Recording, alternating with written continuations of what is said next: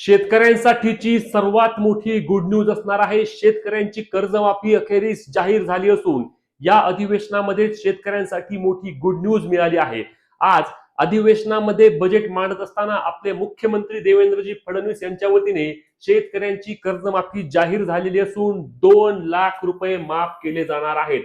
लक्षात घ्या, या योजनेअंतर्गत कोणती निकष असणार आहेत, कोणत्या अटी आहेत, तसेच कोण पात्र असणार आहे, प्रोत्साहनपर अनुदान काय, सर्व सविस्तर माहिती आपण या व्हिडिओच्या माध्यमातून घेणार आहोत।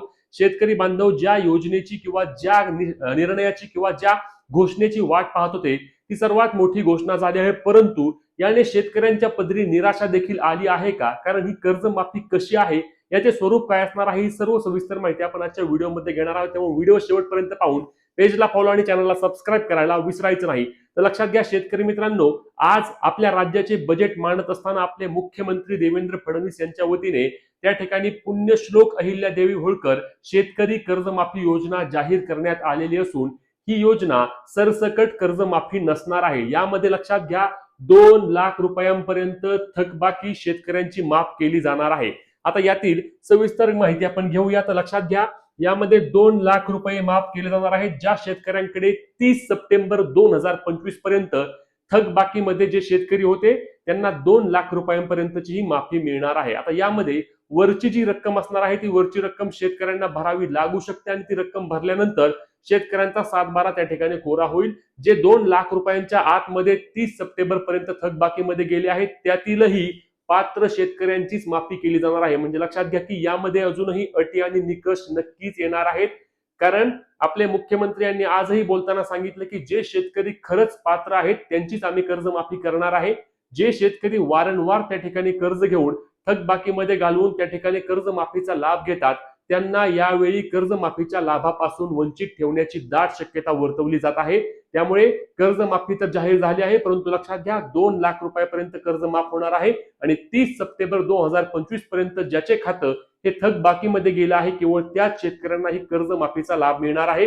दुसरा महत्त्वाचा मुद्दा म्हणजे रेग्युलर जे शेतकरी रेग्युलर नवजुनं करतायत, जे थकबाकीमध्ये नाहीये, चालू बाकी आहेत, त्यांना फक्त 50,000 रुपये प्रोत्साहनपर अनुदान दिले जाणार आहे। जे उद्धव ठाकरेंनी ज्यावेळी मुख्यमंत्री असताना कर्जमाफी केली होती तेव्हा देखील हे 50,000 रुपये अनुदान मिळाले होते।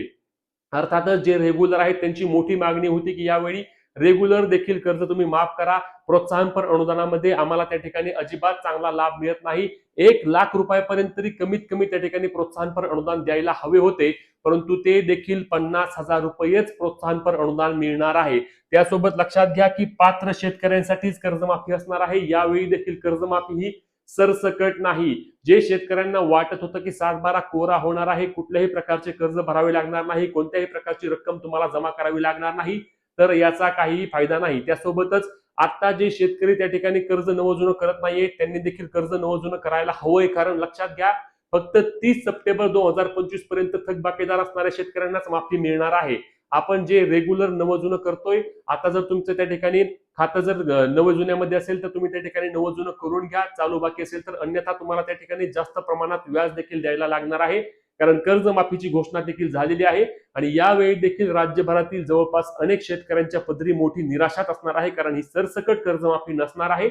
2 लाख रुपयापर्यंत कर्जमाफ, 30 सप्टेंबर 2025 पर्यंतची थकबाकी असावी आणि चालू बाकी असणाऱ्या शेतकऱ्यांना 50,000 रुपये प्रोत्साहनपर अनुदान, एवढ्याच काय ते घोषणा असणार आहेत। आणि यामध्ये देखील आता येत्या काही महिन्यामध्ये म्हणजेच एप्रिल महिन्यापासून विविध प्रकारचे निकष देखील येतील आणि या निकषांमध्ये अटींमध्ये जर तुम्ही पात्र झाला तरच तुम्हाला या कर्जमाफी योजनेचा लाभ मिळणार आहे। तुम्हाला काय वाटतं, ही शेतकरी कर्जमाफी फसवी आहे का? नक्की कमेंट करून सांगा। सरसकट शेतकऱ्यांचा 7/12 कोरा व्हायला हवा का, हे देखील कमेंटच्या माध्यमातून कळवा। आणि ह्या अपडेटसाठी, या कर्जमाफी बाबतच्या रेग्युलर अपडेटसाठी आपल्या पेजला फॉलो करून चॅनलला सबस्क्राईब करा। भेटूया पुढच्या व्हिडिओत, तोपर्यंत जय महाराष्ट्र।